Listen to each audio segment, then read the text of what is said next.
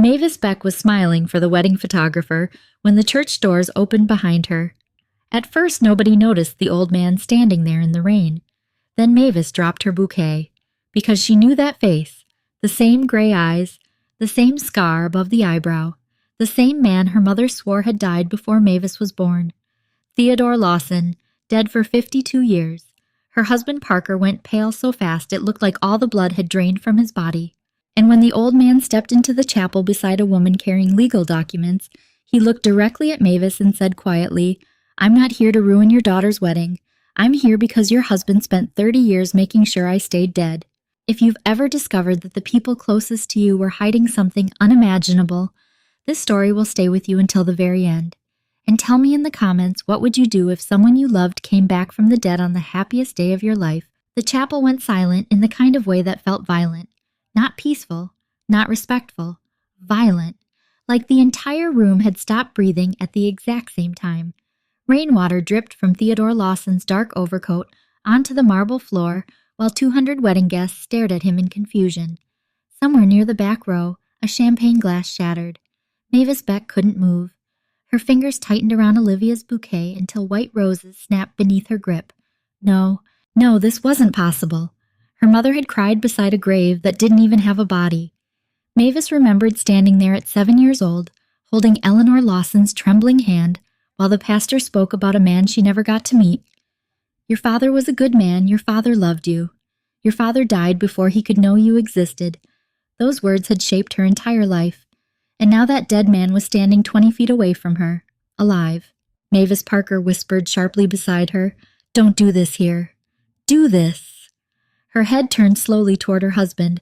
Parker Beck's face had lost all color. His jaw was tight. Sweat glistened along his temple despite the freezing air inside the chapel. He looked terrified. Not confused. Terrified. Olivia stepped forward, first her wedding dress rustling against the aisle runner. "Mom," she whispered, "what's happening?" Mavis opened her mouth, but nothing came out. At the altar, the string quartet had stopped playing mid-song. Guests exchanged uncomfortable looks. Several people quietly reached for their phones. Harrison Beck rose from the front pew with the authority of a man who had spent 40 years controlling rooms with money alone. "This wedding is private," he said coldly. "Remove him." 2 security guards immediately started down the aisle. But Theodore Lawson didn't move. Neither did the elegant silver-haired woman standing beside him. She carried a leather folder against her chest and watched the room with calm, surgical focus. Theodore's eyes never left Mavis, and somehow that made everything worse. Because there was recognition in them. Love. Grief. 30 years of grief. "You need to leave," Parker snapped, suddenly stepping in front of Mavis like a shield. "Now!" Theodore finally looked at him. The hatred between the two men was immediate and electric. It startled Mavis so deeply her stomach twisted. "You've had decades to silence me," Theodore said quietly. "I won't leave now." The room erupted into whispers. Olivia looked between them, panic beginning to rise in her expression. "Dad, who is this man?" Parker forced out a laugh that sounded painfully fake. "Nobody important," he said. "Just a disturbed old man looking for money." Theodore smiled sadly. "That's interesting," he replied, "considering your family stole mine." A sharp inhale spread through the chapel. Harrison Beck's face hardened instantly. "Careful," Harrison warned. Margaret Whitmore finally stepped forward. "I'm attorney Margaret Whitmore," she announced calmly, "and my client is Theodore Lawson." The name hit the room like thunder. People knew that name. Lawson Development had once been one of the largest real estate companies in Connecticut before mysteriously collapsing decades ago. Harrison Beck had later rebuilt part of it into the Beck Empire everyone in this room benefited from. Ethan Cole frowned from beside the altar. "You mean Lawson Development?" he asked slowly. Margaret nodded once. "Yes." Parker immediately grabbed Mavis's arm. Hard. Too hard. "We are leaving," he muttered under his breath. But Mavis barely noticed him anymore, because Theodore was staring at her like she was the answer to a prayer he'd repeated his entire life. Then he spoke. "When you were 6, he said softly, you broke your left wrist climbing the maple tree behind your mother's apartment. Eleanor told you not to climb in the rain, but you wanted to prove you weren't scared." Mavis froze. Nobody knew that story. Nobody. You cried more because they cut off your yellow sweater in the emergency room than because your wrist hurt, Theodore continued, and afterward, your mother bought you strawberry ice cream, even though you were allergic to dairy. Mavis's breathing became uneven. How? She whispered. Tears filled Theodore's eyes. Because Eleanor wrote to me, he said. Parker stepped forward violently. That's enough. But Theodore kept going. When you were 11, you wanted to dye your hair red because you saw Nicole Kidman in a movie trailer. A broken smile crossed his face. Your mother said absolutely not. Olivia stared at her mother in disbelief. Mom? Mavis felt like the floor beneath her was disappearing. These weren't guesses. These were memories. Private ones. Sacred ones. Memories buried with her mother 10 years ago. Parker's fingers dug deeper into her arm. Mavis, listen to me. She pulled away instinctively, and for the first time in years, Parker actually looked afraid of her. Not angry, afraid. Harrison stepped closer now, lowering his voice. This is not the place for emotional theatrics. Margaret opened the leather folder. With respect, she replied coolly, the Beck family lost the right to discuss dignity several decades ago. Parker's voice sharpened. You have no proof of anything. Margaret calmly removed several documents. Oh, we do. Parker went pale again. Mavis noticed, and suddenly every strange moment from their marriage started flashing through her mind at once. The way Parker shut down conversations about her father. The way he burned Eleanor's old letters after her funeral. The way Harrison always changed the subject whenever loss and development came up in business articles. The way Parker once told her some family histories are better left buried. At the time, she thought he meant emotional pain. Now she wondered if he meant crimes. Olivia looked close to tears. Somebody, please tell me what's happening. Nobody answered immediately. Even the rain outside seemed louder now, hammering against the stained glass windows like a warning. Then Theodore looked directly at Olivia. You're beautiful, he said gently. You have your grandmother's eyes. Olivia's face crumpled slightly, and something inside Mavis shattered.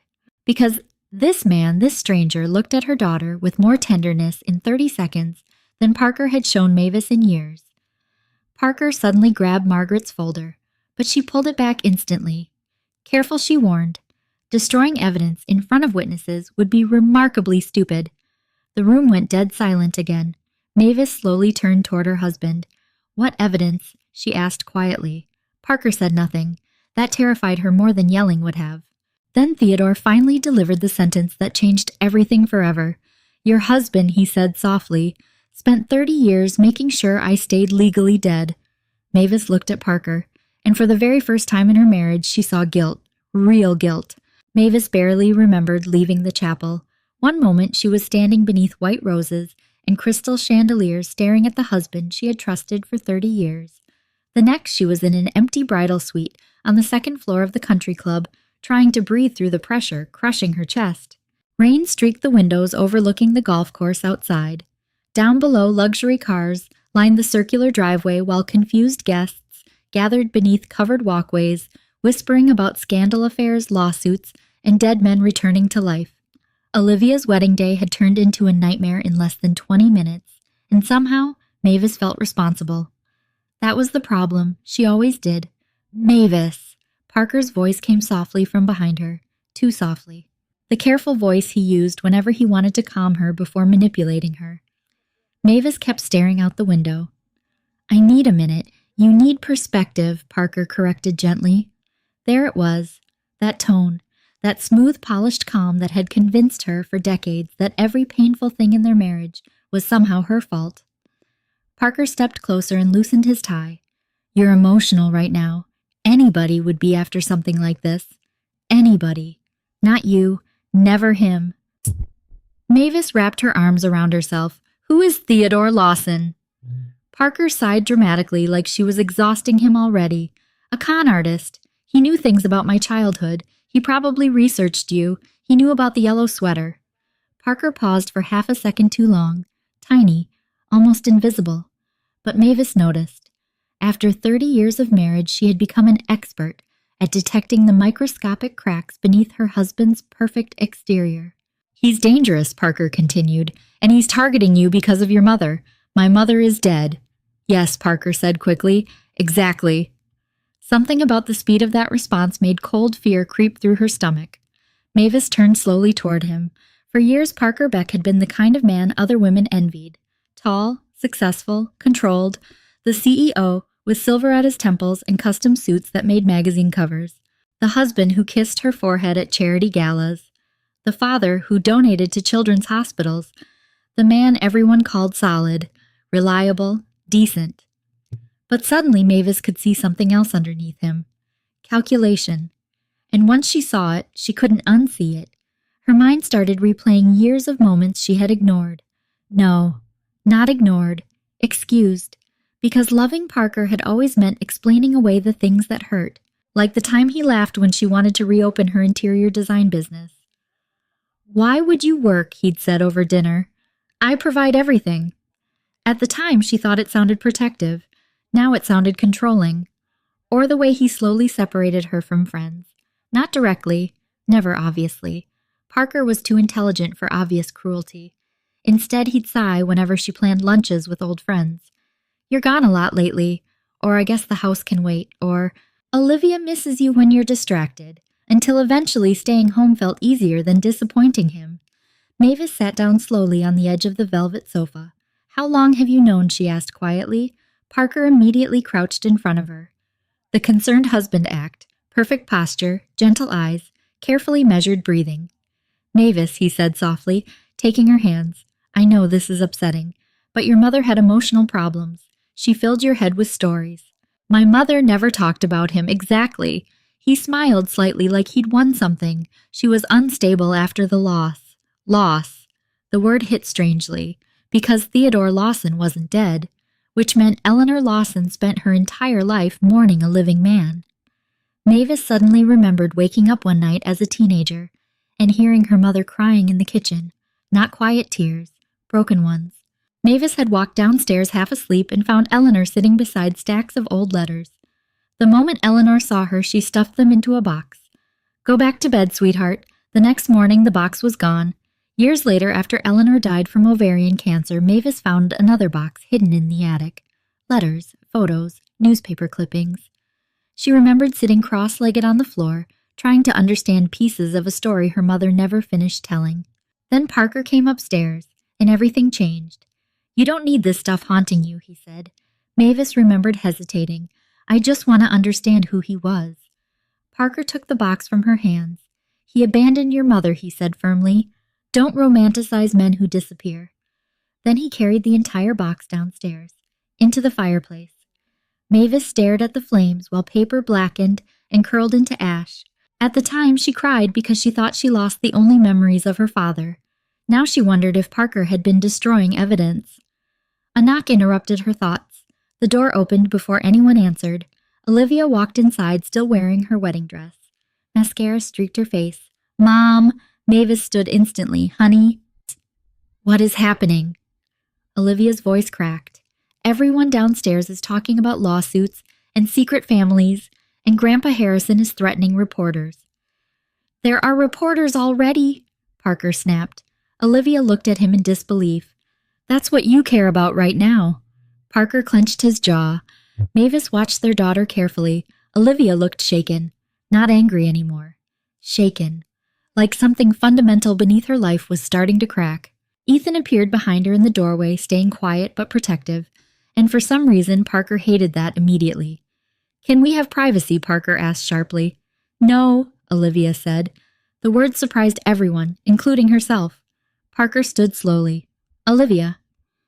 "No," she repeated. "I just watched a dead man walk into my wedding and accuse you of something terrifying. So maybe nobody leaves this room until someone finally tells the truth." Silence. Heavy silence. Mavis looked at her daughter and suddenly saw herself 25 years ago, still hopeful, still believing love meant endurance. Olivia turned toward her mother. "Mom," she whispered carefully, "did you know any of this?" Mavis felt tears sting her eyes. No, and that was the worst part. Not the humiliation, not the scandal, not even the possibility that her entire life had been built on lies. The worst part was realizing she had trusted Parker so completely that she never even questioned the cage around her. Parker exhaled sharply. This is getting ridiculous. Then his phone buzzed. He glanced down automatically. Mavis saw the name before he hid the screen. Sabrina. A tiny lightning strike went through her chest, not because she knew who Sabrina was, because she knew immediately what Sabrina was. Women always knew. Parker declined the call too quickly. Olivia frowned. Who's Sabrina Nobody? Parker answered. Too fast again. Ethan noticed too. Mavis saw it in his expression. Good. Let someone else finally see him. Parker slipped the phone into his pocket and forced calm back into his voice. We're dealing with one crisis at a time. But Mavis barely heard him anymore, because for the first time in 30 years she was beginning to understand that her marriage might not have been built on love at all, only control. And once a woman sees the truth behind control, everything changes. By midnight, the wedding reception looked like the aftermath of a hurricane. Half the guests had left. The dance floor sat empty beneath dim chandeliers while exhausted staff cleared untouched plates of filet mignon and melted wedding cake from abandoned tables. Outside, reporters waited behind security barriers in the rain. Inside, the Beck family was trying desperately to keep their empire from bleeding in public. And Mavis sat alone in a private lounge with the man who was supposed to be dead. Theodore Lawson looked older up close. Not weak, just worn down by life. His dark gray hair had thinned around the temples, and deep lines framed his eyes, but there was something steady about him, something painfully real. Not polished like Parker, not rehearsed, real. Margaret Whitmore placed a thick stack of documents across the coffee table between them. You should read everything she said carefully. Mavis stared at the papers without touching them. Her wedding ring suddenly felt unbearably heavy. This can't be real. It is, Theodore replied quietly. His voice carried no anger toward her, only sadness. That somehow hurt even more. Mavis finally looked at him directly. Why now? Theodore swallowed. Because Parker tried to sell your mother's land last month. Mavis blinked. What? Margaret slid forward another document. A property transfer agreement. Mavis immediately recognized the address. A small lakefront property in Vermont. Eleanor Lawson's property. The last thing her mother ever owned. No, Mavis whispered. That land is in my name. Margaret nodded once. It was. Cold spread through Mavis's chest. What do you mean? Was Margaret opened the folder, carefully revealing signatures and legal filings. He moved it into a family trust 18 months ago. Mavis stared at the papers in disbelief. I never signed this. You did, Margaret said gently. You just didn't know what you were signing. Suddenly, Mavis remembered Parker asking her to sign a stack of financial documents after a charity gala. You know I hate burdening you with business paperwork, sweetheart. She hadn't even read them. Why would she? He was her husband. Oh my God. Her voice cracked. Theodore looked away briefly, like he physically couldn't bear watching her realize the truth. Margaret continued carefully. We believe Parker and Harrison Beck intended to liquidate the property quietly within the next 60 days. That land belonged to my mother. Yes. Mavis's breathing became uneven again. The Vermont property wasn't expensive compared to the Beck fortune. That wasn't the point. It was sacred. Eleanor used to take Mavis there every summer when she was little. Tiny cabin, old wooden dock, wildflowers everywhere. It was the only place her mother ever seemed peaceful. After Eleanor died, Mavis kept the property untouched because it felt like the last honest piece of her life, and Parker tried to sell it, without telling her. A sharp pain twisted through her chest so suddenly she had to press a hand against her ribs. Theodore leaned forward instinctively. Mavis, I'm okay. But she wasn't, because once one lie cracked open, others started spilling out behind it. How long? She whispered. Margaret and Theodore exchanged a glance. How long what? How long has Parker known who you are? Theodore answered this time. Before he married you. The room went still. Mavis stared at him. No. Yes. No. Her voice rose shakily. That's impossible. Theodore slowly removed an old photograph from his coat pocket and handed it to her. Mavis froze instantly. It was a photo of Parker, young, maybe 25, standing beside Harrison Beck outside a courthouse, and beside them Theodore, alive. Mavis's stomach dropped. On the back of the photograph was a date, 3 years before Parker proposed to her. He knew, Theodore said quietly. Mavis could barely hear him anymore. All she could remember was Parker kneeling in Central Park with snow falling around them. You're the best thing that ever happened to me. Had that been a lie too? Her eyes filled with tears she refused to let fall. Why would he marry me? Theodore's jaw tightened. Because Harrison needed access to Eleanor's remaining assets, and because your marriage helped stabilize public perception after the Lawson investigation disappeared. Mavis looked physically ill. You're saying my marriage was business. No, Theodore said immediately. I believe Parker became attached to you in his own way. In his own way. The phrase made her want to scream. Because women like Mavis were always taught to survive on crumbs. He loves you in his own way. He means well in his own way. He's trying. In his own way. Meanwhile, they disappeared piece by piece inside relationships that only worked when they stayed silent. Margaret carefully slid another document toward her. This is where things become criminal. Mavis forced herself to focus. Inside the file were financial records, shell companies, property transfers, and something labeled Declaration of Legal Death, Theodore Lawson. Signed decades ago, fraudulent witness statements, fabricated evidence, false identification records. Mavis's hand started shaking. My God! The Beck family used Theodore's disappearance to absorb Lawson development assets, Margaret explained. When Theodore tried to reclaim his identity years later, he was blocked repeatedly. By Parker, by Harrison initially, then later by Parker. Mavis covered her mouth. Parker, her Parker. The father of her child, the man who kissed her goodbye every morning, the man who held her hand at Eleanor's funeral while secretly knowing Eleanor's grief was built on a lie. How could someone do that, she whispered. Nobody answered immediately, because there was no answer that made sense. Finally, Theodore spoke softly. Power makes people cruel when they think they'll never lose it. Mavis looked down at the papers again, then suddenly remembered something else.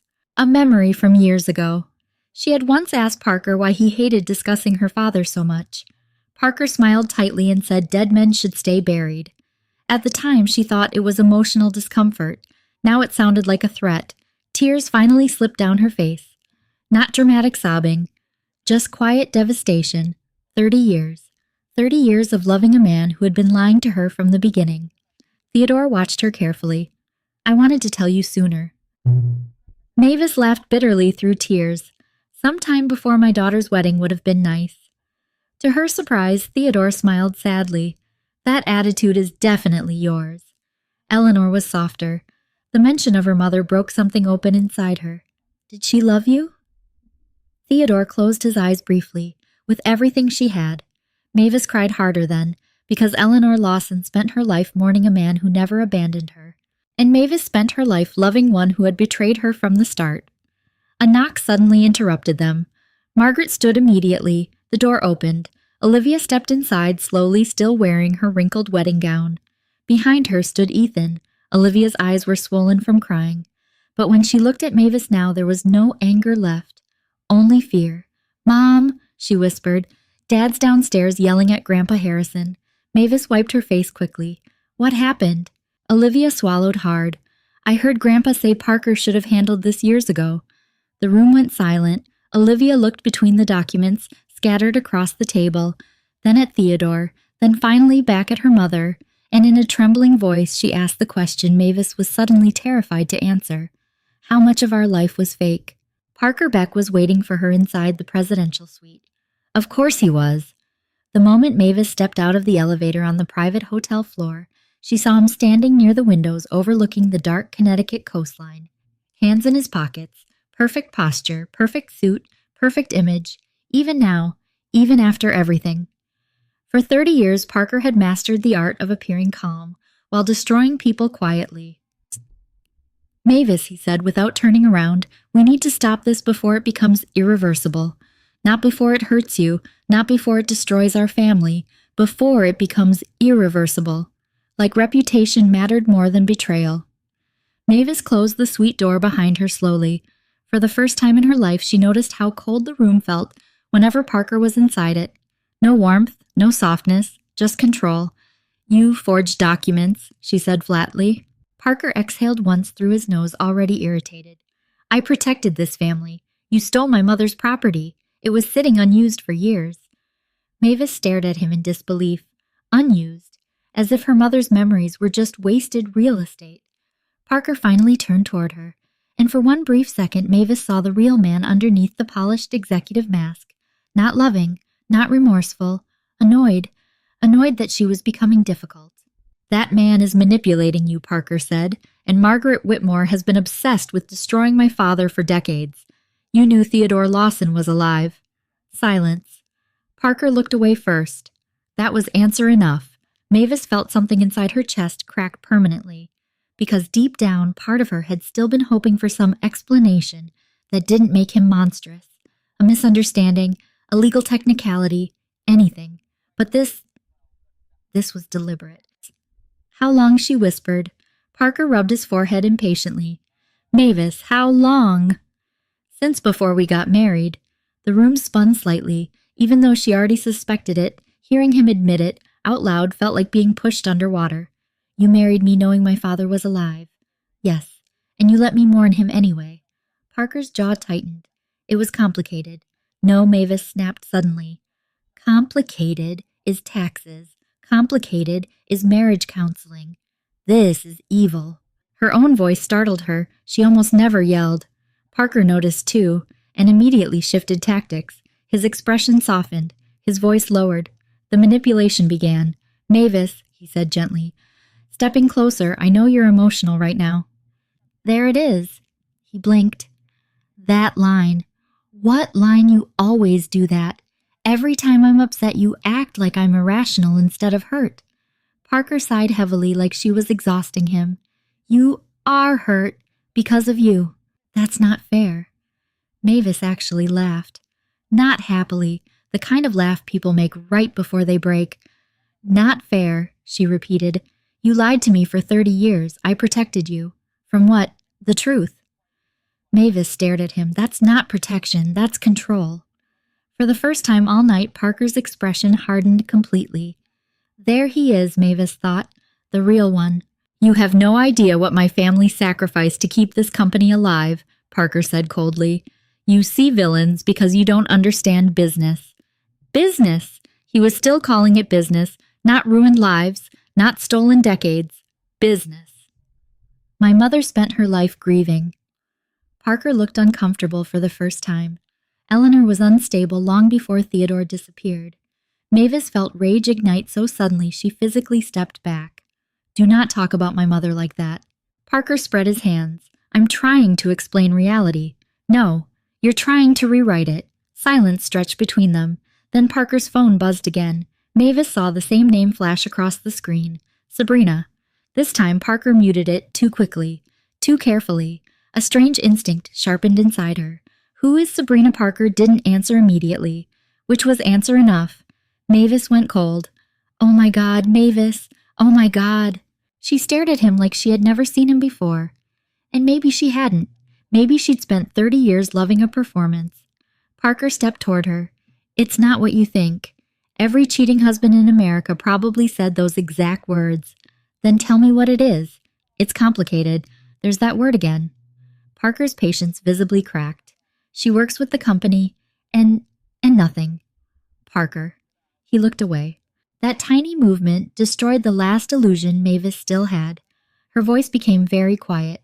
How long? Parker rubbed the back of his neck. "A few months." Mavis closed her eyes briefly. Not because she was shocked, because part of her had known long before tonight. Women always knew.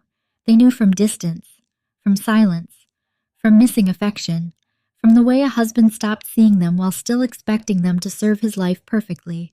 Mavis remembered the past 2 years suddenly with horrifying clarity. Parker staying late at the office constantly. Parker hiding his phone screen. Parker criticizing her appearance more often. You used to care about yourself. At the time she thought he meant her depression after Eleanor died. Now she understood. He had already replaced her emotionally. "You humiliated me," she whispered. Parker looked genuinely frustrated now. "This is exactly why I didn't want this exploding tonight. Olivia's wedding is already ruined." Mavis stared at him in disbelief. "That's what matters to you. Our daughter matters to me." "No," Mavis said quietly. "Your image matters to you." Parker's eyes narrowed slightly. Dangerous. Controlled.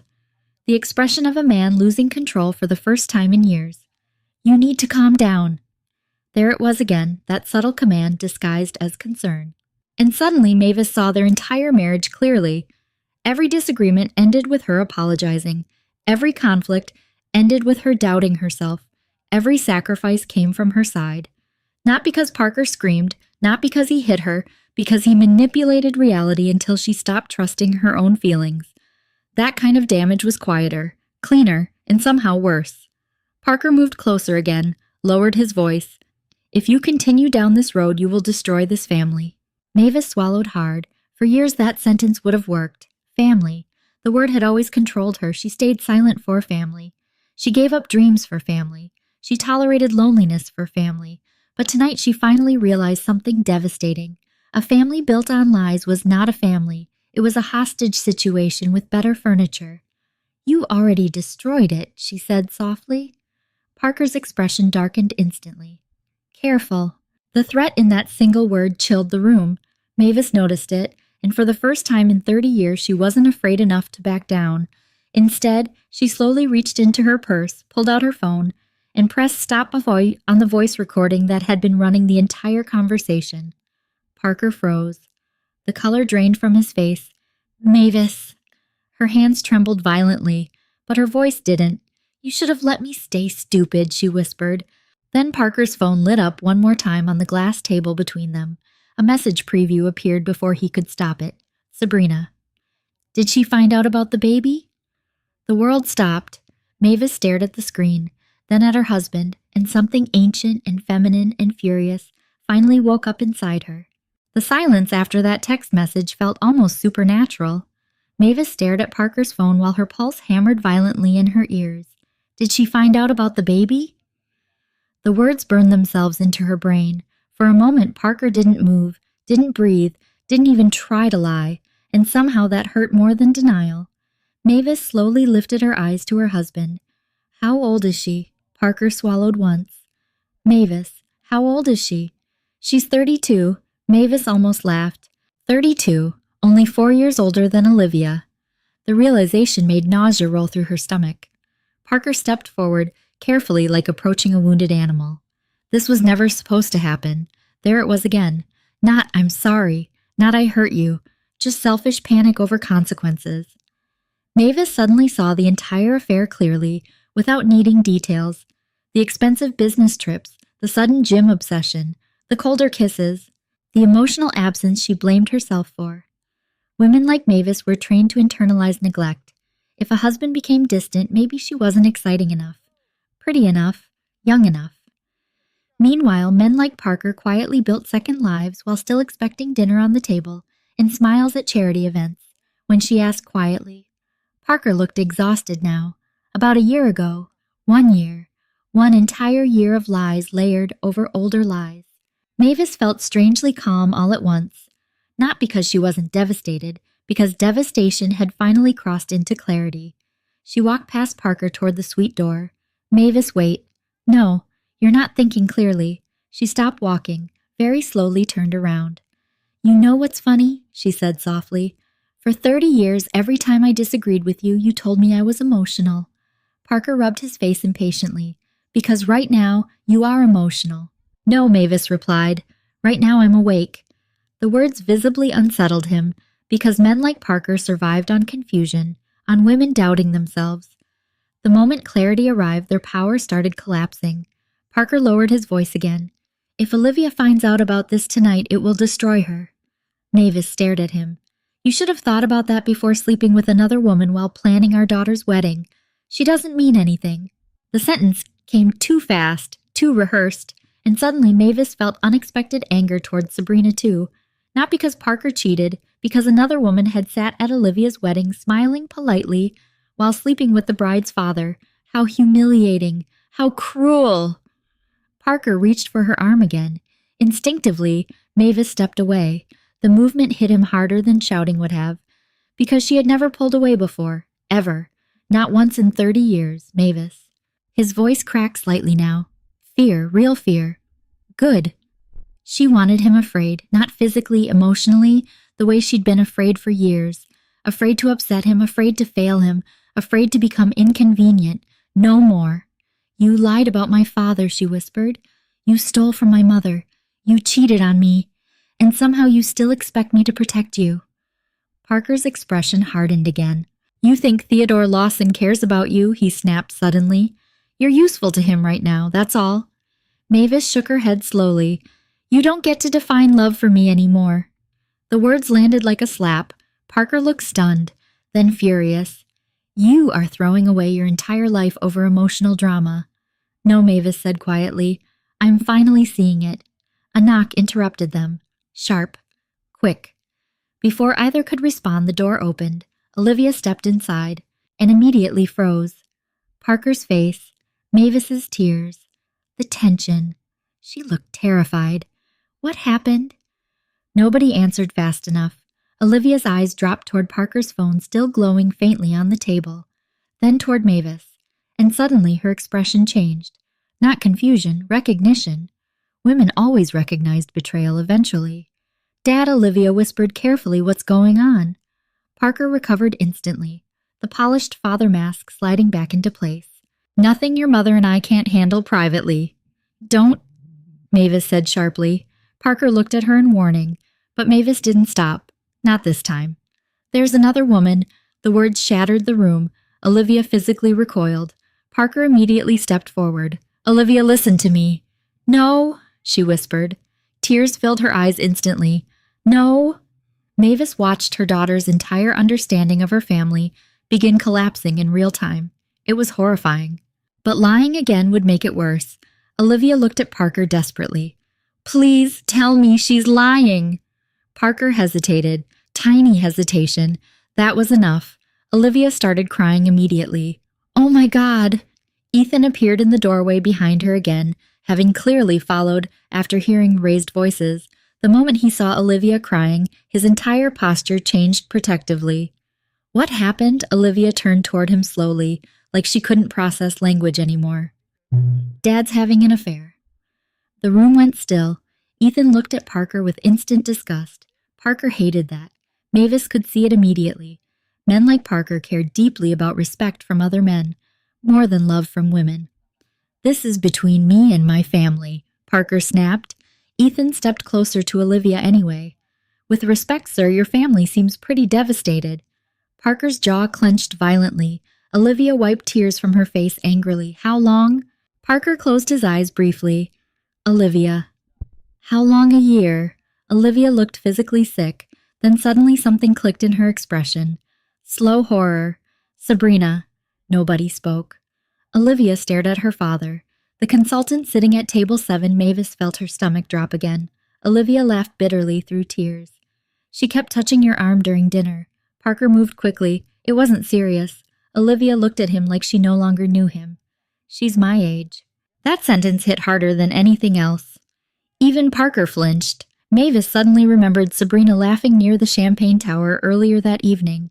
Young, beautiful, effortlessly confident, while Mavis spent the night fixing seating charts and making sure everyone else was comfortable. The older wife maintaining the perfect event while the younger woman enjoyed the excitement. Humiliation flooded her chest so intensely it burned. Olivia shook her head slowly. "You destroyed Mom." Parker immediately snapped back defensively. "Your mother is not innocent in this marriage." Mavis froze. Olivia did too. Parker realized too late he'd said the quiet part out loud. "What does that mean?" Olivia whispered. Parker looked trapped now.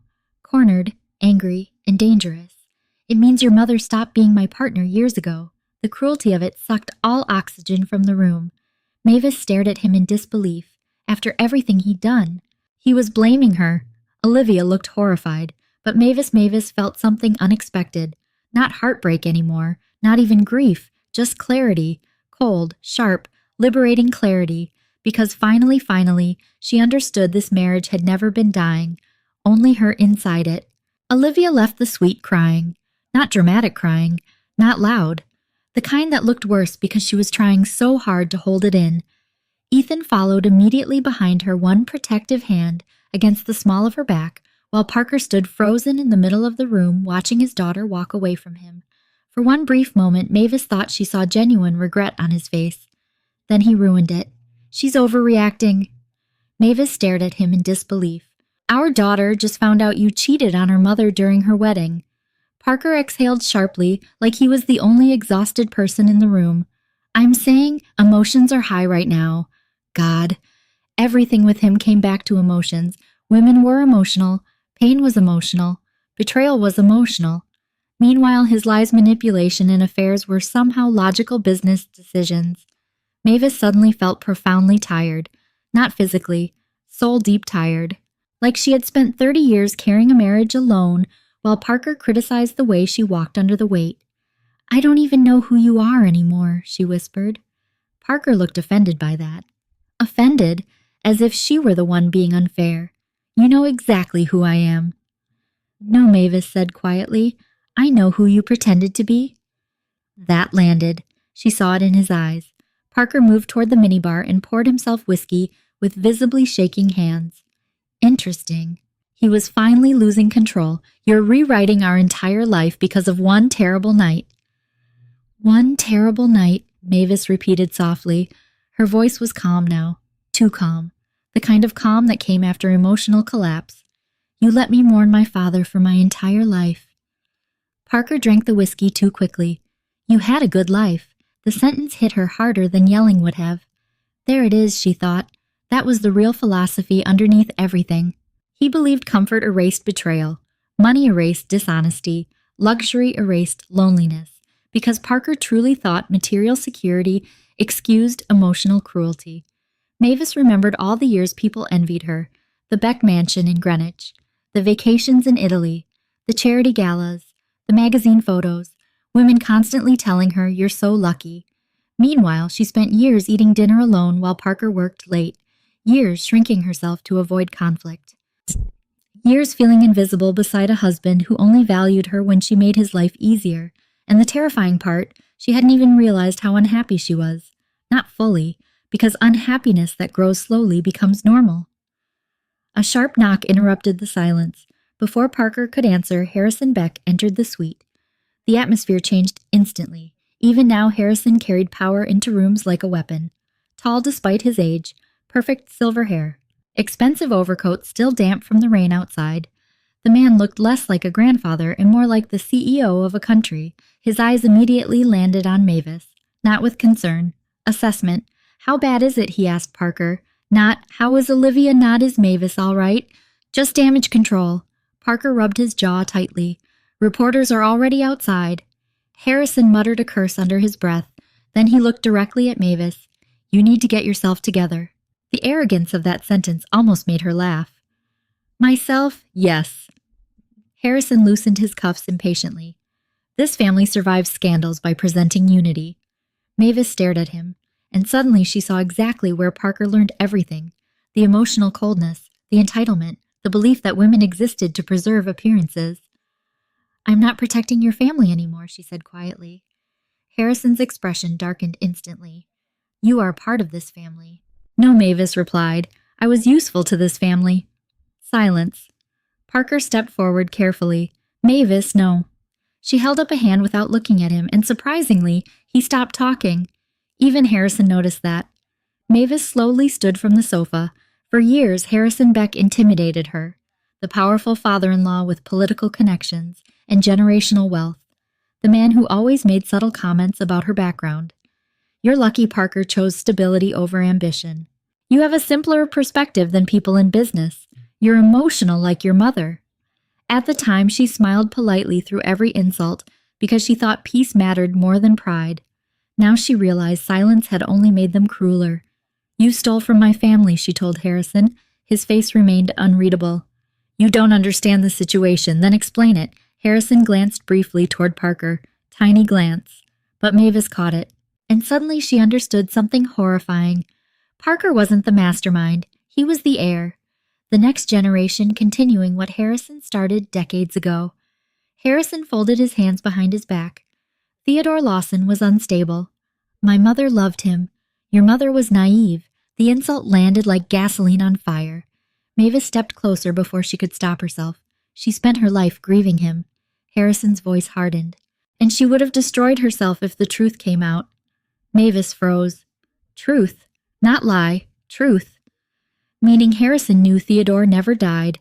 All these years. You knew, she whispered. Nobody answered, but nobody denied it either. The room suddenly felt too small, too suffocating. Mavis remembered Eleanor crying alone at night, remembered her mother staring out windows during thunderstorms, remembered finding old photographs hidden beneath sweaters and drawers. Eleanor Lawson had lived inside emotional exile while these men built fortunes over her suffering. How could you do that to her? Harrison's answer came without remorse. We protected the company, always the company, not human beings, not families, not love, just power. Mavis looked at Parker again. You became him. Parker flinched harder at that than anything else she'd said all night. Good, because it was true. Parker immediately defended himself. I am nothing like my father. You lie exactly like him. Silence. Then another knock interrupted them. This time it was Ethan. He stepped into the suite, carefully, tension already visible in his posture. Olivia wants her mom, not both parents, not family, her mom. Parker looked wounded by that instantly, and for the first time Mavis didn't rush to comfort him. Ethan hesitated before speaking again.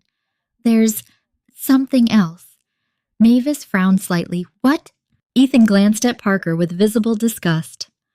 I saw Sabrina Vaughn downstairs. Parker went still. She's trying to leave through the back entrance. Mavis felt cold understanding slide through her body. Table 7, the laughing blonde woman, the perfectly tailored black dress, the hand lingering too long on Parker's arm during cocktails. Olivia had noticed too. God, how humiliating. How pregnant is she? Mavis asked quietly. Parker's face changed instantly. Mavis. How? Pregnant? Silence answered her, and silence was enough. Mavis closed her eyes briefly, then nodded once. Everything inside her finally settled into certainty. No confusion left, no denial, no hope, just truth. When she opened her eyes again, she looked directly at Parker Beck and saw a stranger wearing her husband's face. Mavis found Theodore Lawson sitting alone in the dark hotel library at 2:30 in the morning. The wedding venue had mostly emptied by then. Rain still battered the windows overlooking the shoreline, and the enormous fireplace cast flickering gold light across rows of leather-bound books no one probably touched anymore. Theodore sat quietly in an armchair near the fire, staring down at an old photograph in his hands. For a moment, Mavis simply watched him. This man was a stranger. This man was her father. Both truths existed painfully at the same time. You disappeared again, Theodore said softly without looking up. Mavis leaned against the doorway. I needed air. Theodore nodded like he understood completely, because maybe he did. She walked farther into the room slowly. For several seconds, neither spoke. Then Mavis finally asked the question that had been tearing through her chest all night. Why didn't you come back for us? Theodore closed his eyes briefly. Pain crossed his face instantly. Not performative pain, not guilt used for manipulation. Real pain, the kind people carried too long. I tried. Mavis folded her arms tightly. That's not enough. You're right. The honesty of the answer startled her. No defensiveness, no excuses, just grief. Theodore carefully placed the photograph on the table beside him. When I met your mother, I was 28 years old and stupid enough to believe successful people were automatically good people. Mavis sat down slowly across from him. The Becks. He nodded once. Harrison and I built Lawson Development together. At first. The fire crackled softly between them. The company grew fast, Theodore continued. Too fast. We were building luxury developments all over New England. Money started pouring in, investors, politicians, banks. His jaw tightened slightly, and Harrison became addicted to power. Mavis listened quietly. For a while I ignored things because I trusted him. Missing money, fake shell accounts, bribes. Theodore laughed bitterly. I told myself every corporation had secrets, and then I threatened to expose him. Mavis felt cold already knowing where the story was going. Theodore leaned back slowly. A week later, federal investigators suddenly accused me of financial fraud. Mavis frowned. You were framed. Yes. Why not fight it? I tried. Theodore's eyes darkened, but Harrison already controlled half the people around me. Lawyers, judges, bank executives. Money reached everywhere. Theodore rubbed tiredly at his hands. One night I came home and found Eleanor crying. Mavis's chest tightened at her mother's name. She begged me to leave Connecticut. Why? Because Harrison threatened her. The room went still. Mavis felt physically sick. He said accidents happen to people who destroy powerful companies. For a second, Mavis couldn't breathe, because suddenly her entire childhood looked different, not tragic, terrifying. She was pregnant with you, Theodore whispered, and I didn't know. Mavis looked up sharply. What? Theodore nodded slowly, eyes full of regret. Eleanor didn't tell me yet. She was planning to surprise me after the investigation ended. A painful silence settled over the room. Then Theodore continued quietly. She begged me to disappear before Harrison ruined both our lives. Mavis stared at the fire. My mother told me you died. She thought I eventually would. The words hollowed out something inside her. Theodore swallowed hard. I changed my identity temporarily through a contact in Boston. I thought I'd disappear for a few months, gather evidence, and come back. But you never did. No. His voice broke slightly. Because when I tried to return, I found out Harrison had already filed documents declaring me legally dead after an alleged boating accident. Mavis stared at him in horror. That's insane. It was effective. He gave a tired smile without humor. People stopped looking for dead men. Mavis remembered Margaret's documents, the fake signatures, the false witness reports. Everything suddenly felt horrifyingly real. Theodore leaned forward slowly. I came back once when you were about 5. Mavis froze. What? I saw you. Emotion clogged his voice now. You were outside your school wearing a yellow raincoat and arguing with another little girl because she said your braids looked funny. Mavis blinked in shock. She remembered that day barely, but she remembered crying afterward because her mother had to redo her hair before picture day. I wanted to walk over so badly, Theodore whispered, but Harrison's people were still watching me. Mavis's eyes filled slowly. You watched me grow up when I could. The pain in his face became unbearable to look at. I saw your college graduation from the back row. Mavis covered her mouth instantly. No, that was you. Theodore nodded. You wore blue. He smiled weakly. You kept fixing your cap because it was crooked. Tears slid down Mavis's cheeks before she could stop them. All those years, all those moments, a father standing in shadows while she believed he was buried underground. Why didn't Mom tell me? Theodore stared into the fire. Because Harrison threatened to destroy both of you if she contacted me again.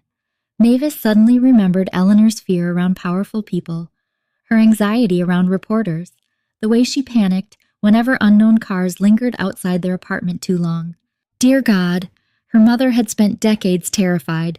She loved you so much, Theodore whispered. Mavis broke then, not dramatically, quietly, the kind of crying that came from discovering your entire life had been built around stolen truth. Theodore didn't move toward her, didn't force comfort. He simply sat there carrying his own grief beside hers. After several minutes, Mavis wiped her eyes shakily. There's something else, isn't there? Theodore hesitated. Yes. Mavis looked at him carefully. What? He exchanged a glance with Margaret, who had quietly entered the library moments earlier carrying another folder. Margaret handed it to Mavis gently. What is this ownership records? Margaret said softly. Mavis opened the folder. At first the legal language blurred together. Then she saw the percentages, the names, the signatures, and suddenly her stomach dropped. No, Theodore nodded slowly. When Lawson Development collapsed, not all the shares disappeared. Mavis looked up at him. You left them to me. I left everything to you. The room tilted. Margaret spoke carefully. Mavis, legally speaking, you are one of the largest surviving shareholders connected to the original Lawson assets. Mavis stared down at the documents. The numbers were enormous. Generational wealth, control, power. And Parker knew. That was the worst part. Parker married her already knowing she was worth millions tied to Lawson assets. Theodore's voice turned quiet again. Harrison Beck stole my company. He looked directly at her, and Parker spent 30 years making sure you never realized it belonged to you too. By sunrise, Mavis Beck no longer looked like the same woman who had walked into Olivia's wedding the day before. The transformation wasn't physical, not entirely. She still wore the same champagne-colored gown, still had the same carefully styled hair, now slightly loosened around her face. still looked like the elegant upper-class wife everyone in Connecticut recognized from charity magazines. But something fundamental inside her had shifted overnight. For the first time in 30 years, she was no longer trying to keep the peace, and that made her dangerous. The ballroom downstairs smelled faintly of stale champagne and dying flowers when Mavis walked back inside. A cleaning crew paused awkwardly as she entered. Several remaining guests immediately fell silent. Whispers followed her everywhere now. That was fine. Let them whisper. Mavis spent too much of her life terrified of becoming embarrassing. Meanwhile, Parker had embarrassed her privately for decades. Enough. At the far end of the ballroom, the Beck family attorneys sat around a cluster of tables speaking in low, urgent voices. Harrison stood near the windows on the phone looking furious, while Parker paced beside him. The moment Parker saw her, he straightened immediately. Relief flashed across his face. Relief, as if he thought she came back to fix things. Mavis almost pitied him. Almost. "There you are," Parker said quickly, walking toward her. "We need to handle the press before this gets worse. No apology, no concern for her, just strategy." Mavis looked around the ballroom slowly. The wedding decorations now felt symbolic somehow. White roses drooping under their own weight, candles burned down to wax puddles, crystal glasses abandoned half full, a beautiful illusion collapsing in daylight. "Very fitting," Mavis Parker said more sharply. She looked at him calmly. And the calm unsettled him immediately. "We need to present a united front." "No!" The word landed softly, but it hit Parker like a slap. His expression darkened. "Don't do this publicly." "Publicly," Mavis repeated. "You had an affair publicly. You humiliated me publicly. You let me bury my father publicly. People nearby pretended not to listen, while very obviously listening." "Good. For once, let Parker feel exposed too." Harrison approached quickly, lowering his voice. "This conversation ends now." Mavis turned toward him slowly. "No," she said. "It starts now." The older man's face hardened instantly. "You are emotional." Mavis almost smiled. "Of course, that word again." The universal weapon men used whenever women finally stopped tolerating disrespect. Emotional. Never betrayed, never manipulated, never exhausted, just emotional. Mavis stepped closer to Harrison. "You stole my father's company." Several attorneys visibly froze. Harrison's voice became dangerously cold. "Be careful what you accuse people of." "Oh, I'm done being careful." Parker grabbed her arm lightly. "Mavis, stop." She looked down at his hand, then back up at him, and very deliberately removed his fingers from her arm. The gesture was small, but it changed the entire room, because everyone saw it. For decades, Mavis Beck had been known as the obedient wife. Graceful, soft-spoken, supportive. The woman who smiled beside Parker Beck and made powerful men feel comfortable. And now she looked like someone waking up after a long coma. Parker lowered his voice urgently. "You're destroying our family." Mavis stared at him for several seconds, then quietly replied, "No. I'm finally refusing to destroy myself for it." Silence swallowed the ballroom. Even Harrison looked caught off guard by that one. Mavis felt her heartbeat pounding hard beneath her ribs, but she kept going. Because once a woman stopped fearing conflict, truth became addictive. "You know what the saddest part is?" she asked softly. "I would have stayed loyal to you forever." Parker's face shifted slightly. Not guilt. Regret. Regret that he lost control. "You didn't marry a difficult woman," Mavis continued. "You married a kind one. And you treated that kindness like weakness." A younger female employee standing near the bar visibly looked emotional listening to her. Mavis noticed. Women understood this kind of pain instantly, because too many of them lived versions of it quietly. Parker glanced around the ballroom nervously. "Can we do this privately? No." His jaw tightened. "Mavis, no." She stepped backward slightly, creating distance between them. "I spent 30 years protecting your reputation while you destroyed my reality." Parker's voice sharpened. "I made sacrifices, too." Mavis laughed softly, that bitter, exhausted laugh again, such as, "I built this life. You built a cage with expensive furniture." That one hit, hard. Mavis saw it immediately in his eyes, because deep down Parker knew it was true. Their mansion, their vacations, their status, all of it came with invisible conditions. Stay agreeable, stay quiet, Stay grateful. Stay small enough to manage. Olivia suddenly appeared at the ballroom entrance beside Ethan. Her wedding dress had been replaced by jeans and an oversized sweater borrowed from someone at the hotel. She looked younger suddenly, fragile. But when she saw her mother standing alone against Parker and Harrison, something changed in her expression, pride. She walked directly toward Mavis. Parker immediately softened his voice. Olivia interrupted. The room went silent again. Olivia stood beside her mother, not beside Parker. That visibly devastated him. Good. He should feel it. Olivia folded her arms tightly. You lied to Mom her entire life. Parker looked exhausted now. It's more complicated than that. Stop saying that, Olivia snapped. You say complicated every time you don't want to admit something horrible. Mavis looked at her daughter in surprise. That line sounded exactly like something she wished she'd said years ago. Olivia turned toward Harrison next. And you knew too. Harrison said nothing, which was answer enough. Olivia's eyes filled with tears instantly. You all let Grandma Eleanor suffer for nothing. Even Harrison looked uncomfortable hearing Eleanor's name spoken out loud. Good, let them sit with it. For years, women carried the emotional consequences while powerful men protected wealth. Not anymore. Mavis suddenly spotted movement near the ballroom exit, a blonde woman in black sunglasses moving quickly toward the back doors. Sabrina Vaughn. Even from across the room, Mavis recognized her instantly now.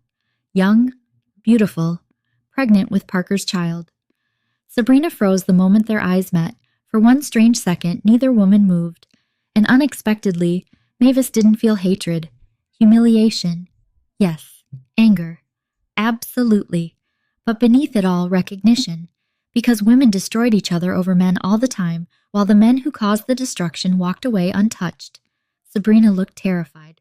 Parker noticed too late. Mavis was already walking toward the center of the ballroom, toward the microphone still standing beside the empty dance floor, toward the entire shattered illusion of her life. And this time, she wasn't walking there to protect anyone anymore. The microphone screeched softly when Mavis lifted it from the stand. Every conversation in the ballroom died instantly. Even the hotel staff stopped moving. Parker looked horrified.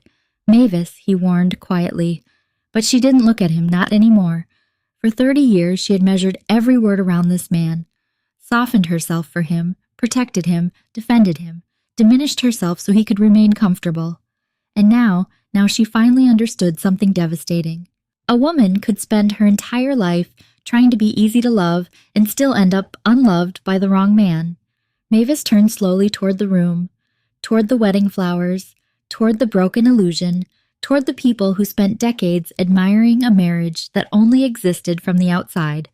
Her hands trembled slightly around the microphone, but her voice came out steady. I think everyone here deserves the truth. Parker immediately stepped forward. No, they don't. Mavis looked directly at him. That sentence explains our entire marriage. Several guests exchanged stunned looks. Harrison moved toward the stage area fast. This ends now. But Margaret Whitmore appeared beside him almost instantly. Professional. Calm. Holding legal documents. You may want to sit down, Mr. Beck, she said coolly. The room thickened with tension. Mavis inhaled slowly, then began. My entire life, she said softly. I believed my father died before I was born. Across the ballroom, Theodore Lawson stood quietly near the windows, watching her with tears already filling his eyes. My mother spent decades grieving him, Mavis continued, and my husband knew that grief was built on a lie. Gasps spread across the room immediately. Parker looked furious now. This is inappropriate, no, Mavis said calmly. What's inappropriate is letting a woman mourn a living man for 50 years. Silence. Olivia stepped closer beside Ethan, visibly shaking, but refusing to leave her mother alone. Mavis looked at her daughter briefly. That gave her strength. Last night, she continued, I learned that Theodore Lawson didn't die. He was erased. Harrison's face became stone. And the people responsible, Mavis said, carefully built an empire from the wreckage. The ballroom erupted into whispers. One of the Beck executives stood abruptly. That's a serious accusation. Margaret raised the legal folder slightly. And a documented one. Parker snapped toward her. You don't have enough evidence to survive court. Margaret smiled faintly. We'll see. Mavis looked back at the crowd. You all know Parker Beck as a successful businessman. Her voice cracked slightly now. but I know him as the man who let me bury my father emotionally while sleeping beside me every night." The room went dead silent again. Parker's composure finally cracked. "You're emotional and confused." Mavis almost laughed. There it was. Again. Always. Women were emotional when they stopped tolerating mistreatment, never men when they destroyed lives. "You know something," Mavis said softly into the microphone. "For years I thought being a good wife meant enduring pain quietly. Several women in the ballroom visibly reacted to that, because they understood. I thought loyalty meant sacrificing myself to keep everyone else comfortable." Parker looked around desperately, now realizing he was losing the room. "Mavis, enough." "No," she replied firmly. "You've had enough." That landed hard.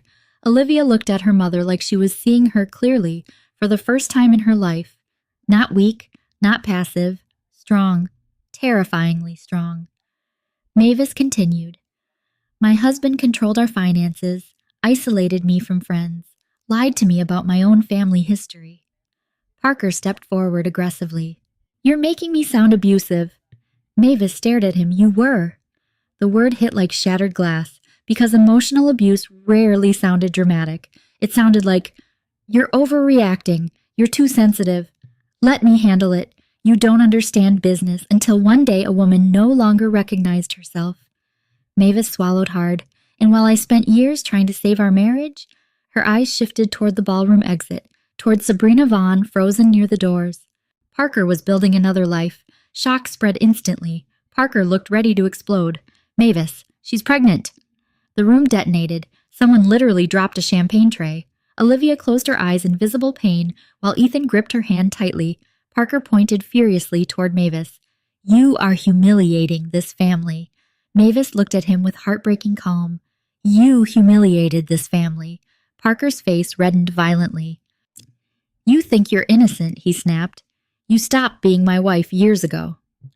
A collective inhale moved through the ballroom. Even Harrison looked alarmed now. Too late. Parker had finally stopped pretending.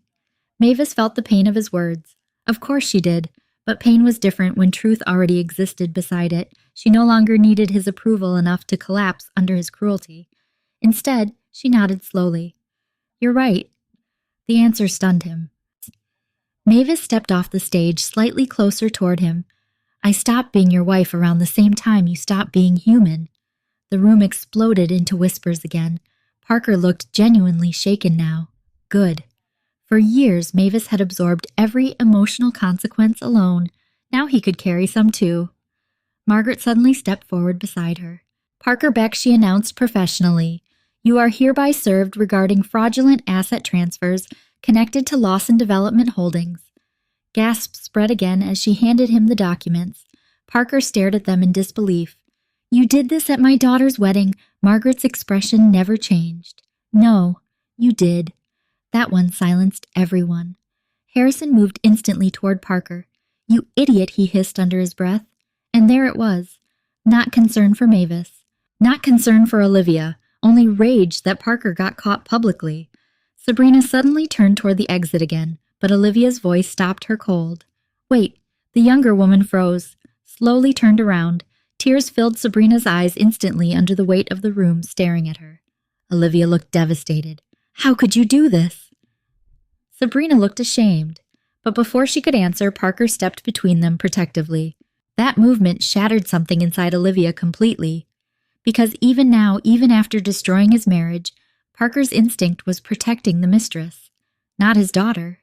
Olivia started crying again. "Oh my God!" Ethan wrapped an arm around her immediately. Mavis watched the scene, feeling heartbreak and clarity at the same time. This was the true cost of betrayal, not ruined reputations, ruined trust, ruined safety, ruined families. Theodore finally stepped forward then, face lined with grief, voice steady. "Harrison," he said quietly, "you stole 30 years from me." Harrison's expression hardened instantly. "And I'd do it again to protect what I built." The room went silent in horror, because finally the mask slipped. No more pretending, no more polished corporate image. Just greed, cold and naked. Mavis looked around the ballroom one last time, at the destroyed wedding, at her crying daughter, at the husband she no longer recognized. At the father she had lost before she ever knew him, and for the first time in decades, she stopped feeling ashamed of taking up space. 3 weeks later, Mavis Beck walked into the Beck and Lawson executive boardroom wearing white. Not soft white, not bridal white, war white. The kind of sharp ivory suit powerful women wore when they were done asking permission to exist. Floor-to-ceiling windows overlooked Manhattan, while rain streaked across the skyline beyond the 62nd floor. The massive glass conference table reflected cold city light and colder expressions. Every seat around the table was occupied. Corporate attorneys, senior executives, board members, financial analysts, and at the far end, Parker Beck. He looked exhausted, not emotionally, physically, dark circles beneath his eyes, tension carved into his jaw. 3 weeks of nonstop media coverage had begun eating him alive. The dead man scandal, Beck family fraud allegations, CEO's affair exposed at daughter's wedding. The empire was bleeding publicly now. And for the first time in 30 years, Mavis wasn't the woman cleaning up after him. She was the reason the mess existed at all.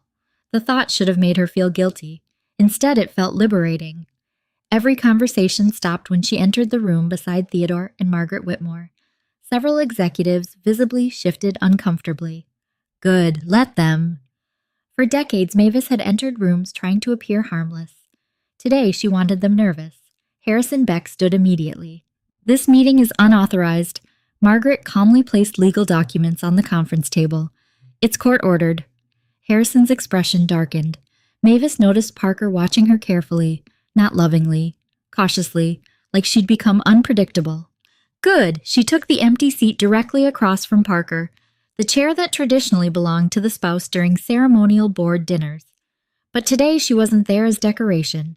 She was there as a threat. One older executive cleared his throat awkwardly. With all due respect, Mrs. Beck Mavis, she corrected calmly. The man blinked.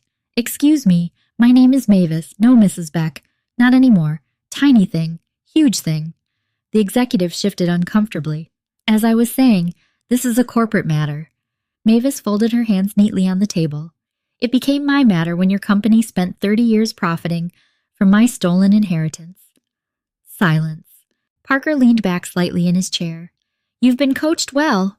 The condescension in his tone made several executives visibly tense, because now everyone could see it, the subtle disrespect, the constant minimizing. Mavis met his gaze evenly. No, I've just stopped apologizing for understanding things. That landed harder than she expected. Parker looked away first. Interesting. Margaret opened several folders across the table. Over the past 2 weeks, she began professionally. We uncovered multiple shell accounts connected to the original Lawson Development liquidation. Large screens along the boardroom walls lit up with financial records, transfers, hidden accounts, asset movements. The room grew visibly uneasy. One board member frowned deeply. Harrison. What exactly is this? Harrison's voice remained cold. Creative restructuring during an economic crisis 30 years ago. Margaret almost smiled. Federal prosecutors call it fraud. Another silence. Theodore remained quiet beside Mavis, but she could feel his emotion anyway. 30 years. 30 years stolen from him. Mavis looked around the room slowly. These men built careers around silence, around protecting powerful people at the expense of vulnerable ones, and women like Eleanor Lawson paid the emotional price quietly. Not anymore. A younger female board member finally spoke carefully. Mrs. Mavis, are you claiming ownership rights? Yes. The simple answer shifted the entire room. Parker immediately leaned forward. You have no executive experience. There it was again. The dismissal. Mavis turned toward him slowly. For years you told me I didn't understand business. Parker's jaw tightened. Because you didn't. No, she said softly. Because you needed me to believe I didn't. The room went still again. Because emotional manipulation sounded uglier when spoken out loud in corporate language. Mavis continued calmly. I reviewed every financial statement from the past 12 years. Several executives looked startled. Parker frowned immediately. What I also reviewed, Charitable Distributions Trust. Transfers, offshore accounts, and asset concealment reports. Now Parker looked genuinely alarmed, because he suddenly realized something devastating. While he spent years dismissing his wife, she had been quietly learning everything. Mavis leaned slightly forward. You made one mistake, Parker. His eyes narrowed. You assumed kindness meant stupidity. That one hit the room hard. The younger female board member visibly looked impressed now. Several men looked uncomfortable. Good. Discomfort meant truth was finally entering spaces designed to avoid it. Parker's voice sharpened. You're being manipulated by Theodore Lawson. Theodore finally spoke for the first time. No, he said calmly. She's finally seeing you clearly. Parker stood abruptly from his chair. This is absurd. Margaret slid another folder across the table. No, this is absurd. Parker froze when he saw the contents. Mavis watched his face carefully. Fear, real fear. What is it? One executive asked nervously. Margaret answered without emotion. Evidence of unauthorized asset transfers through accounts connected to Sabrina Vaughn. The room exploded. Parker looked murderous instantly. Mavis. The warning in his voice was dangerous now, but for the first time in her life, Mavis didn't shrink from him. Instead, she held his gaze steadily. You used company money to fund your affair. That's not what happened. Then explain the apartment. Parker froze. Bingo. Mavis had found it 2 nights earlier buried inside Shell Company expense reports. Luxury penthouse. Tribeca. Pay through corporate restructuring accounts. For Sabrina. For the baby. While Parker told Mavis they needed to reduce charitable spending, humiliation burned briefly through her again, but not enough to silence her now. One older executive looked physically ill. Parker, please tell me this isn't true. Parker snapped instantly. My personal life is irrelevant, No, Mavis said quietly. It became relevant when you funded it through stolen money. That one detonated. The room erupted into overlapping arguments, board members shouting, attorneys interrupting, phones buzzing nonstop, and through all of it Mavis sat perfectly still, because suddenly she understood something powerful. Men like Parker thrived when women stayed emotional and defensive, but calm terrified them. Harrison slammed a hand against the table. Enough silence returned immediately. He looked directly at Mavis. What exactly do you want? The question hung heavily in the room. Money revenge, public humiliation. Mavis thought about it carefully, then answered honestly. I want ownership. The word stunned even Parker. Mavis looked around the room slowly. My mother suffered in silence so powerful men could stay comfortable. Her voice remained calm but sharp. I won't. Then she looked directly at Parker one final time. And I'm done making myself smaller so dishonest men can feel bigger. For the first time since this nightmare began, Parker Beck looked afraid of losing more than his reputation. He looked afraid of losing control entirely. And somewhere deep inside herself, Mavis realized she no longer loved him enough to save him from that feeling. Sabrina Vaughn arrived at Mavis's apartment wearing sunglasses and shame. The irony almost made Mavis laugh. 3 months ago, Mavis would have hated this woman instantly. The younger mistress, the beautiful blonde corporate consultant sleeping with her husband, the cliché. But life had become far more complicated than hatred now. Outside, Manhattan glowed silver beneath winter rain, while silence filled the luxury apartment Theodore had quietly helped Mavis rent after she moved out of the Beck mansion.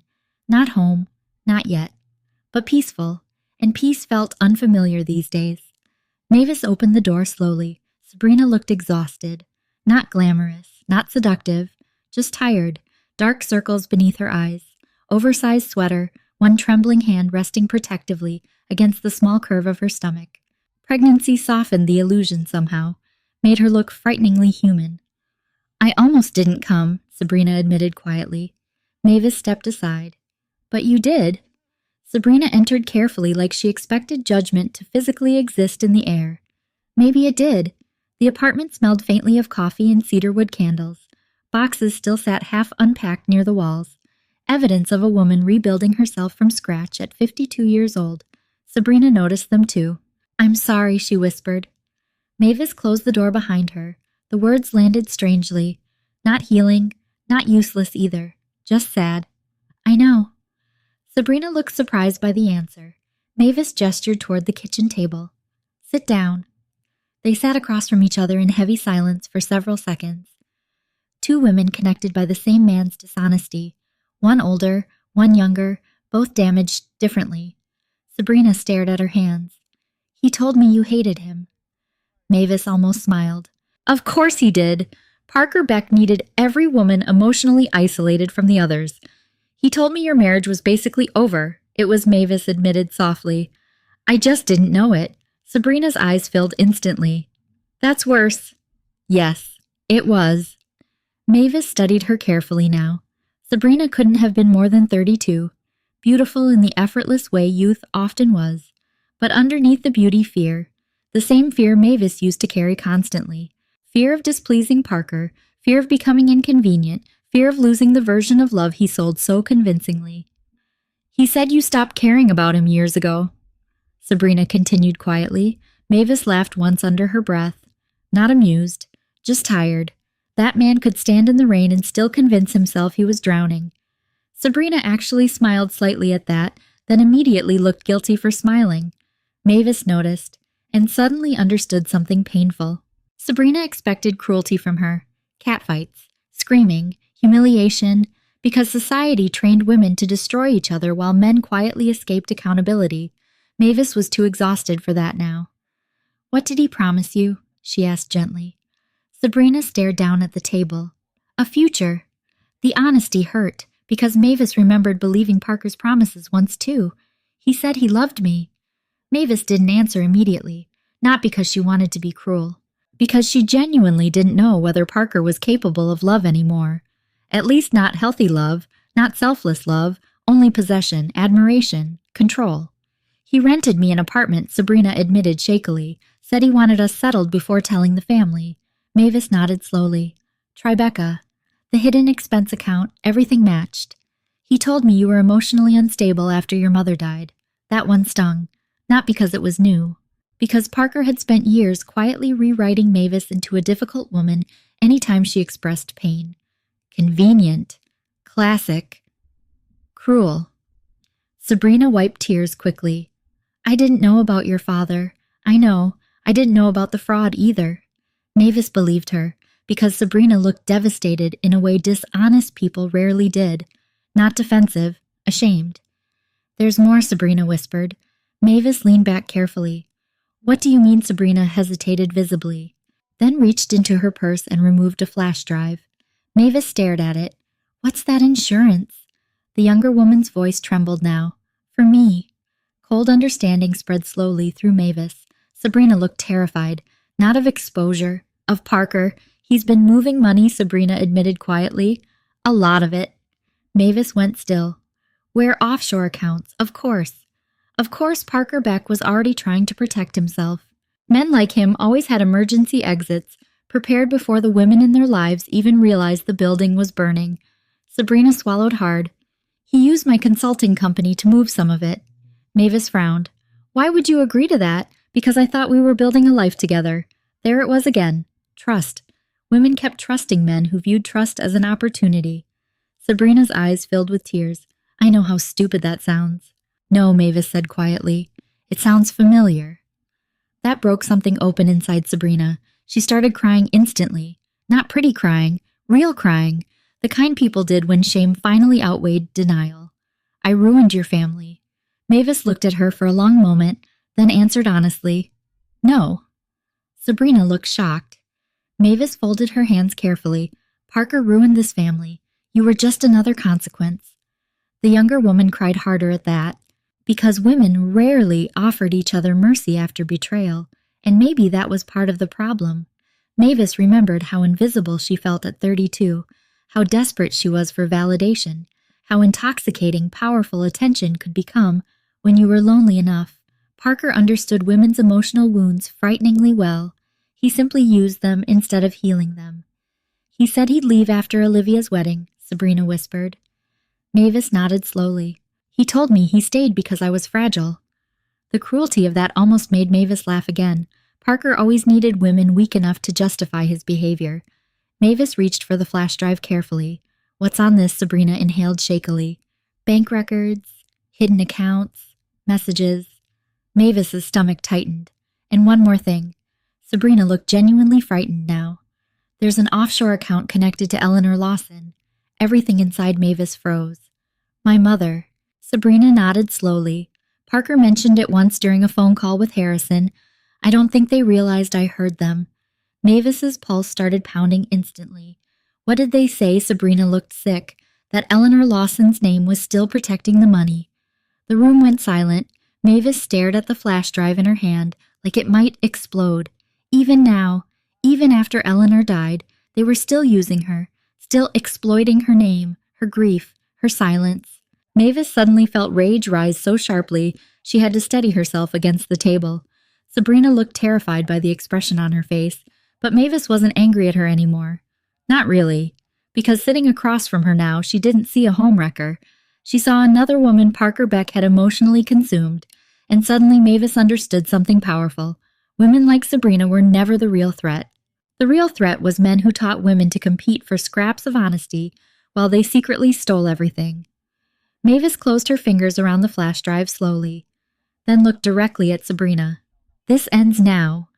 And for the first time since the wedding, she truly meant it. The letter was hidden behind a false wall inside a safety deposit box, registered under Eleanor Lawson's maiden name. Margaret found it 3 days after Sabrina handed over the offshore account records.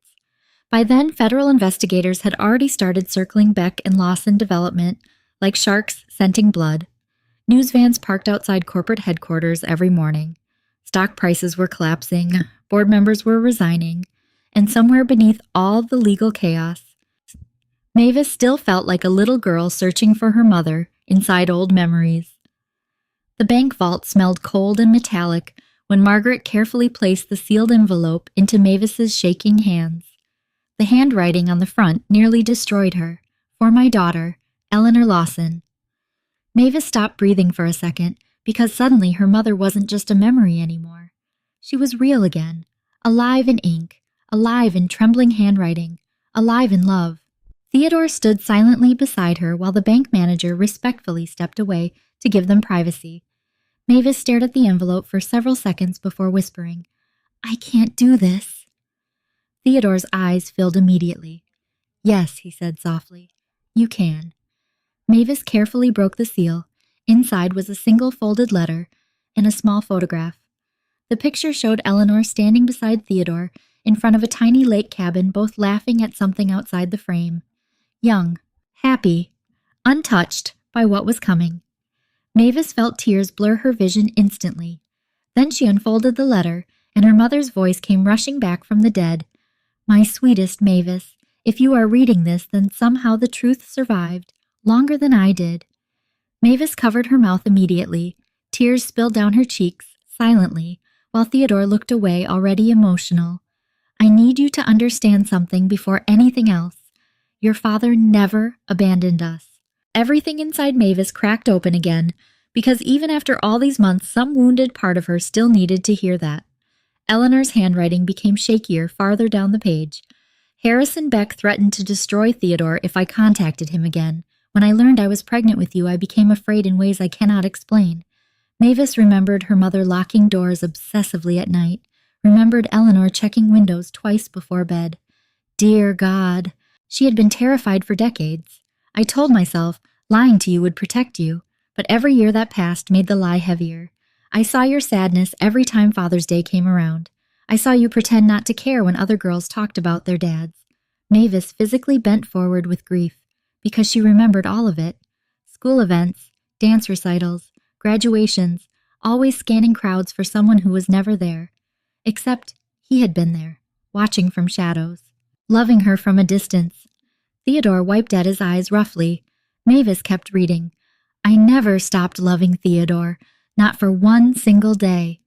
The words hit Theodore like a bullet. Mavis looked up just in time to see him quietly break apart. Not loudly, not dramatically, just one devastated inhale from a man robbed of an entire lifetime. "He deserved to know," Theodore whispered hoarsely. Mavis reached for his hand instinctively, and for the first time in her life, she held her father's hand. The moment felt sacred, painful, beautiful, 30 lost years sitting between them silently. Mavis looked back down at the letter. "If Parker Beck ever enters your life, please be careful." Everything stopped. Mavis stared at the page in disbelief. No. She read faster. "Harrison once suggested Parker should someday marry you because it would resolve future complications. I pray that never happens." The room tilted violently. Mavis's stomach turned. Oh my God! Theodore looked alarmed, but Mavis handed him the letter with trembling hands. He read the passage once, then again. Color drained slowly from his face. He knew before he even met you, Theodore whispered. Mavis suddenly remembered the first night Parker introduced himself at a Manhattan fundraising gala. How charming he seemed. How intentional. How perfectly he knew what to say. She used to think fate brought them together.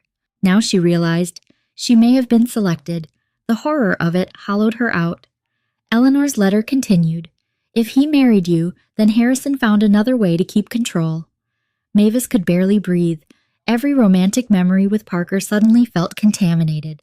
Their engagement, their honeymoon, their vows, all poisoned by the possibility that Parker entered her life with strategy before love, or maybe without love entirely. Tears fell onto the paper while she kept reading. You are not weak for loving deeply. The world punishes gentle women by teaching them their kindness is foolish. It is not foolish. But please, my darling girl, never confuse sacrifice with love. Mavis broke completely then, because her mother understood, all of it, even before she died. The years Mavis disappeared inside her marriage trying to become easy, trying to become enough, trying to earn softness from a man emotionally incapable of giving it honestly. The final lines nearly shattered her. If Theodore ever finds you again, please forgive us both. I loved you enough to survive fear. I just did not love myself enough to escape it. Love always. Mom's silence filled the vault afterward. Heavy, sacred, Mavis cried quietly against Theodore's shoulder while he held her like he'd been waiting half a century for permission. No cameras, no lawsuits, no corporate warfare, just grief, pure grief, and love surviving underneath it somehow. After several minutes, Margaret's phone rang sharply, breaking the silence. She stepped aside to answer. Theodore gently kissed the top of Mavis's head. You have her heart, he whispered. Mavis laughed weakly through tears. I'm not sure that's a good thing. It is, he said immediately. Your mother loved honestly in a world built by dishonest people. That was never weakness. Margaret returned moments later looking pale. What happened? Mavis asked quietly. Margaret exhaled slowly. The FBI froze all primary Beck family assets this morning. Theodore stared at her. So it's starting. Margaret nodded once. There's more evidence than we realized. Mavis thought about Parker, about Harrison, about the empire built from stolen lives, and strangely, she didn't feel triumphant, just tired, because revenge fantasies never included this part.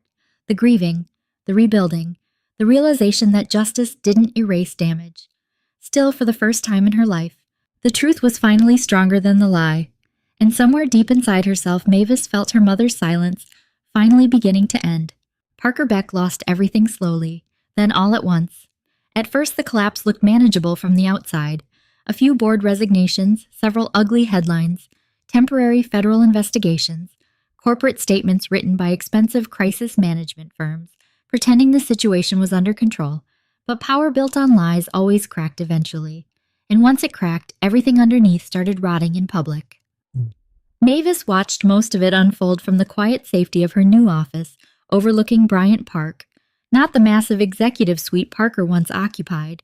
She didn't want that. Her office was smaller, cleaner, peaceful.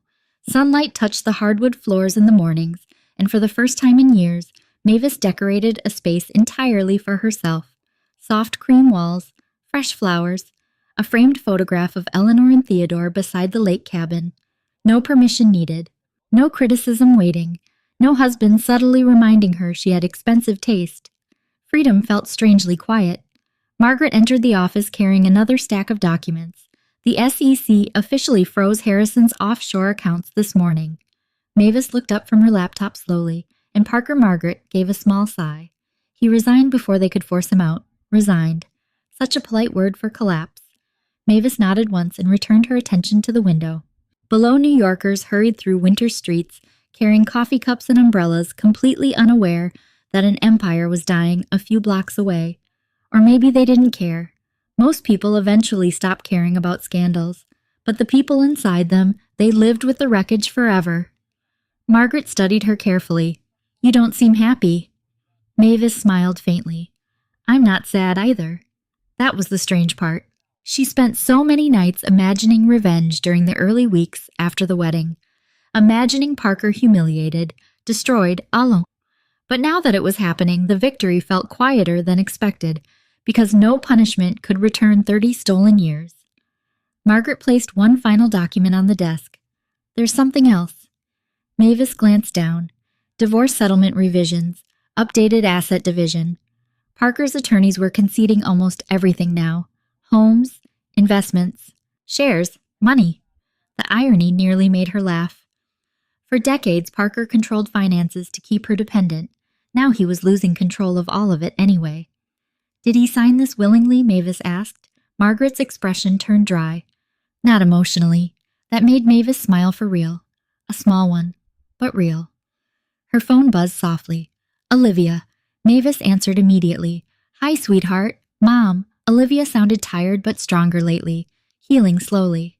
Ethan had been patient through all of it. Thank God for that. What's wrong? There's someone here. Mavis frowned slightly. Who? A pause. Then Dad. Silence filled the office. Mavis closed her eyes briefly. Of course. Eventually Parker would come, not because he suddenly understood her pain, because powerful men only truly panicked after consequences arrived. I'll handle it, Mavis said quietly. 30 minutes later, Parker walked into her office looking older than his 58 years. The transformation shocked her. Not physically alone, energetically. The arrogance was gone. The effortless confidence, the certainty that the world would always bend around him. Now he just looked tired. Human. And somehow that was more unsettling than hatred. Parker stopped near the doorway. This place suits you. Mavis kept organizing papers calmly. Thank you. The politeness clearly confused him, because he expected anger. Women crying, women screaming, emotional chaos, but indifference. Indifference terrified men like Parker more than rage ever could. He looked around the office quietly. No photographs of us. Mavis glanced up. No. A painful silence followed. Parker finally sat across from her desk, the same place countless men had once sat believing she was just a wealthy executive's wife. Now she owned half the room they were sitting in. Funny how quickly perception changed once a woman stopped minimizing herself. Parker rubbed his hands together slowly. Harrison's being indicted. Mavis said nothing. He blames me. Again, not I'm sorry, not I hurt you, only panic over consequences. Mavis studied him carefully. For the first time in decades, Parker Beck had nobody left protecting him emotionally. No father shielding him, no company shielding him. No wife softening the sharp edges of his cruelty, just himself. And maybe that was punishment enough. Sabrina left, he admitted quietly. Mavis felt a strange ache hearing it, not satisfaction, just sadness, because another woman learned the same lesson too late. How is she? Parker looked surprised by the question. She moved back to Chicago. And the baby? He swallowed hard. She doesn't want me involved right now. Mavis nodded slowly. Consequences. Finally. Parker leaned forward slightly. I know you hate me. Mavis considered that honestly, then shook her head. No. The answer visibly startled him. I don't hate you anymore. What does that mean? Mavis folded her hands calmly. It means I finally see you clearly. Silence. Pain crossed Parker's face. Real pain this time, not manipulative, not strategic. Human. I loved you, he whispered. Mavis felt tears sting unexpectedly, because the worst part, maybe he did. In the limited, broken way he understood love, but love without honesty became possession eventually, and possession destroyed everything it touched. You loved having me, Mavis said softly. That's not the same thing. Parker looked down at his hands. I didn't realize how far things had gone. Yes, you did. The immediate answer made him flinch, because deep down he knew she was right. Mavis stood slowly and walked toward the window. Snow had started falling lightly over Manhattan. Quiet, beautiful, cold. You know what the saddest part is? She asked softly, without turning around. Parker stayed silent. I would have stayed. The truth devastated both of them. Mavis laughed weakly. I would have forgiven almost anything if you just loved me honestly. Behind her, Parker's breathing became uneven. For years, he assumed Mavis's loyalty was permanent, guaranteed, like oxygen, like furniture, like something that existed for his comfort. Now he finally understood something too late. Women who love deeply don't leave easily. but once they finally do, they rarely come back. Parker stood slowly. I can change. Mavis closed her eyes briefly. Once upon a time, hearing those words would have saved him. Not anymore. She finally turned toward him, and for the first time in 30 years, she looked at her husband without fear, without longing, without needing anything from him emotionally. I believe you might become a better man someday, she said gently. Hope flickered across his face instantly. Then she finished, but you won't become that man with access to me. The hope disappeared, and there it was, the real consequence. Not losing money, not losing status, losing the woman who spent decades loving him despite everything. Parker's eyes filled slowly. Mavis, she shook her head softly. I was loyal, she whispered. You were comfortable. The sentence destroyed him. Mavis saw it happen in real time. Good. Some truths deserved to hurt. Parker stood there for several more seconds before finally walking toward the door. Halfway out, he stopped. When did you stop loving me? Mavis looked at the falling snow outside, then answered honestly. I think I stopped the moment I realized I had spent my whole life trying to earn basic kindness. Parker left without another word, and when the office door finally closed behind him, Mavis realized she no longer felt abandoned, only free. 1 year later, Mavis Lawson Beck no longer flinched when people said her name in public. That surprised her most. Not the money, not the legal victory, not even the headlines that once dominated every business magazine in America. What surprised her was peace, real peace, the kind that arrived quietly after years of emotional noise. Spring sunlight poured through the windows of the Lawson Foundation headquarters overlooking the Hudson River, while fresh flowers filled the reception area downstairs. Not white roses anymore. Mavis had grown to hate white roses after Olivia's wedding.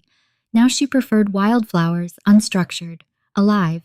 The Lawson Foundation became her first decision that belonged entirely to her, not Parker's, not Harrison's, not anyone else's. The organization funded women rebuilding their lives after emotional and financial abuse. Therapy grants, emergency housing, business education, legal support, because Mavis understood now that survival required more than courage. Sometimes women needed money, safety, knowledge, options, things she should have had years earlier. Mavis. She looked up from her desk as Theodore entered carrying 2 coffee cups. A smile immediately touched her face. Still unfamiliar sometimes. Having a father, especially one who remembered little details. Your favorite cinnamon blend, the books you liked, the way you took your coffee. Theodore set the cup beside her gently. You skipped lunch again. Mavis smiled faintly. You sound exactly like Mom. Pain flickered briefly across his expression. Not sharp anymore, softer now. Grief aged differently once truth finally existed beside it. Theodore sat across from her desk. How's Olivia? Mavis's smile widened slightly. Happy. And she was. Truly. Olivia and Ethan had quietly married 6 months earlier, in a private ceremony beside the Vermont lake cabin Eleanor loved. No reporters, no corporate guests, no performance. Just family. Real family. Mavis remembered crying during the ceremony when Olivia suddenly handed Theodore a boutonniere and said, You should have been here the first time too. Theodore broke down completely. Honestly, so did everyone else. Healing looked messy sometimes. But beautiful too. Her phone buzzed softly. A photo message from Olivia appeared instantly. Ethan burning pancakes again. Please come save breakfast. Mavis laughed out loud. The sound still startled her occasionally. Not because she never laughed during her marriage, because she rarely laughed freely, without monitoring someone else's mood first. Theodore watched her carefully. You look lighter. Mavis leaned back slowly in her chair. I am. And she meant it. Therapy helped.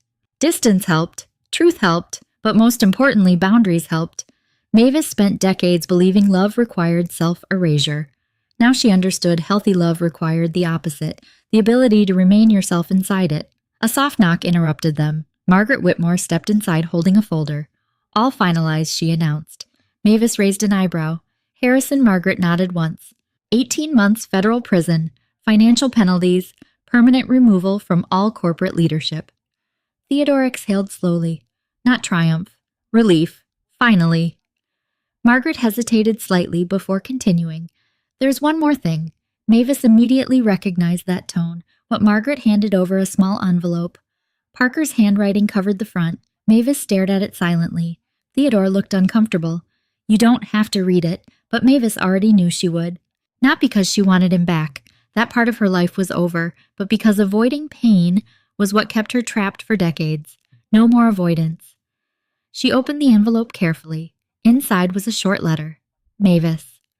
I finally understand something I should have understood years ago. You spent our marriage asking for very little kindness, honesty, presence, and somehow I still failed you. I used to think success meant control. Now I know control is the fastest way to destroy love.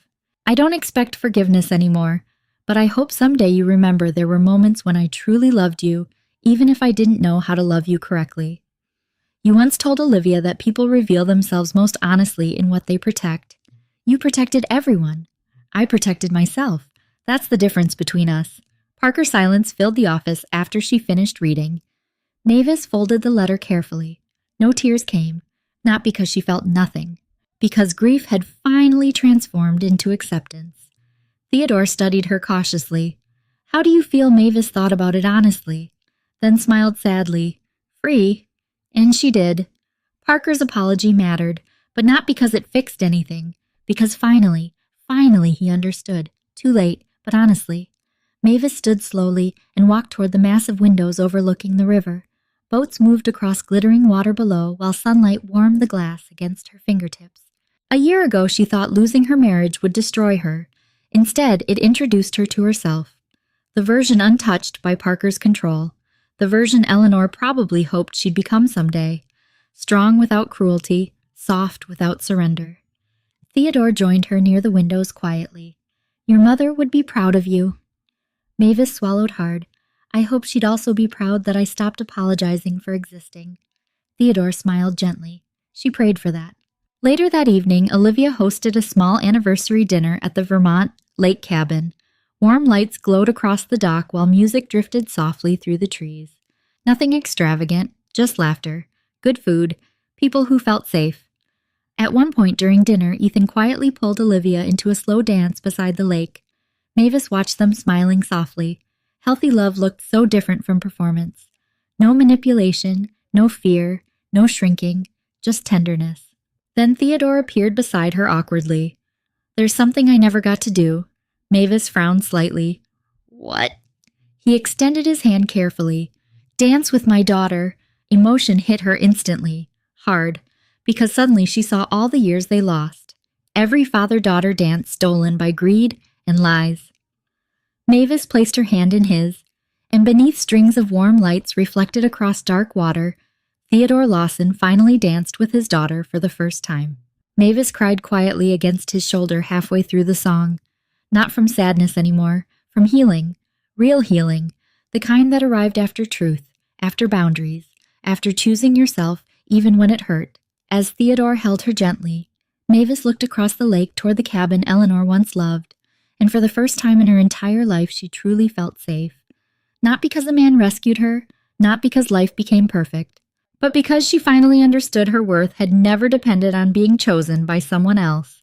She had always been enough. Sometimes the deepest heartbreak in life doesn't come from losing someone. It comes from realizing how long you abandoned yourself, trying to keep someone else happy. Mavis spent years believing that love meant sacrifice. She thought being a good wife meant staying quiet, staying patient, staying loyal no matter how lonely she felt. Like so many women, she confused endurance with love.